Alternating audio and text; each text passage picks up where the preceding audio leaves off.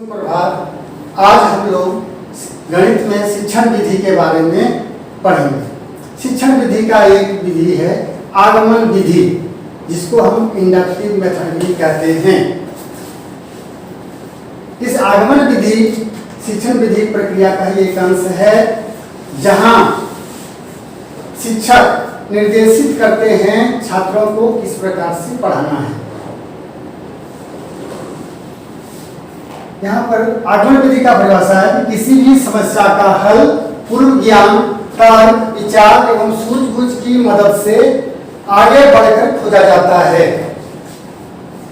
किसी विधि, सूत्र या नूतन नियमों को पढ़ाना होता है, तब आगमन विधि का प्रयोग करते हैं। अर्थात आगमन विधि का प्रयोग हम पहले बच्चों को सूत्र नहीं बताते हैं, उन्हें स्वयं खोजना पड़ता है। स्वयं खोज करके ही उस विधि का निर्माण करते हैं, तो उसे हम आगमन विधि कहते हैं। इसमें नियम, सूत्र इत्यादि बालकों को पहले नहीं बताया जाता, बल्कि उन्हें ही स्थापित करना या खोजना होता है। अर्थात बच्चे स्वयं खोजते हैं। इस आगमन विधि में 4 मुख्य सोपान हैं, इसीलिए कहा है आगमन विधि के सोपान, जिसको हम अंग्रेजी में कहते हैं स्टेप्स इन इंडक्टिव मेथड। इसमें 4 हैं। पहला है उदाहरण, एग्जाम्पल जिसको कहते हैं। इसमें छात्रों को समझ एक ही प्रकार के विशिष्ट उदाहरण प्रस्तुत किए जाते हैं, और इन्हीं विशिष्ट उदाहरणों के फलस्वरूप वो बच्चा उस उदाहरण को समझने का कोशिश करता है। पुनः दूसरा सोपान है निरीक्षण, जिसको ऑब्जर्वेशन कहते हैं। इसमें छात्र प्राप्त उदाहरणों का, जो उदाहरण दिए जाते हैं, उन उदाहरणों का निरीक्षण करके किसी परिणाम तक पहुंचने की चेष्टा करते हैं, खोजते हैं कि उसका उत्तर क्या होगा। पुनः अगला सोपान होता है नियमीकरण या जनरलाइजेशन। इसमें प्रस्तुत उदाहरणों का निरीक्षण करके किसी सामान्य नियम को निर्धारित करते हैं। जो उदाहरण दिए रहते हैं उसको निरीक्षण करते हैं, निरीक्षण करने के फलस्वरूप उसका सामान्य नियम प्रतिपादित करते हैं। सामान्य नियम जब प्रतिपादित हो जाता है, तो अगला सोपान होता है सत्यापन अर्थात वेरिफिकेशन। इसमें नियम निर्धारण के पश्चात छात्र उसका सत्यापन स्वयं ही अन्य उदाहरणों की मदद से करते हैं। वहां पर कि जो उदाहरण दिया गया था उसको फिर से देखते हैं कि उस नियम से उसका उत्तर सही होता है कि नहीं। उदाहरण के तौर पर जैसे प्रश्न दिया रहेगा कि 1000 रुपया का 2 वर्षों में सूद 2% की दर से कितना होगा। तो उस तरह का जो सूत्र निकलेगा उसको खोज करते हैं। खोज करने के फलस्वरूप अंतिम में सूत्र प्राप्त करते हैं कि मूलधन, समय, दर किस प्रकार से है। अर्थात तो ब्याज बराबर क्या होगा उसका प्राप्त करते हैं। ब्याज बराबर मूलधन गुनी समय गुनी दर बट्टा 100। इस प्रकार से नियम का प्रतिपादन करते हैं। बच्चे खुद निकाल लेते हैं। पहले एक ही नियम करते हैं और एक ही नियम के बाद उसको सूत्र का निर्माण करते हैं। इस प्रकार से आगमन विधि है।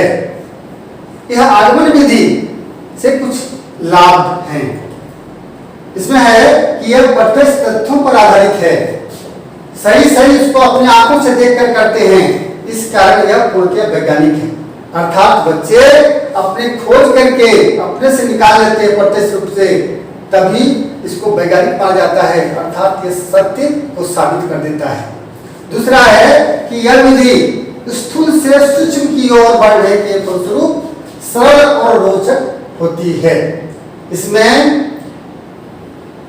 बच्चे सरल की ओर जा जाते हैं।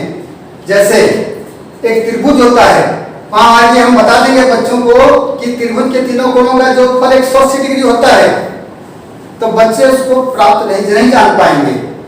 अब उनको हम चांद देंगे और चांद की सहायता से कहेंगे कि तीनों कोणों, त्रिभुज के तीनों कोणों का माप करो।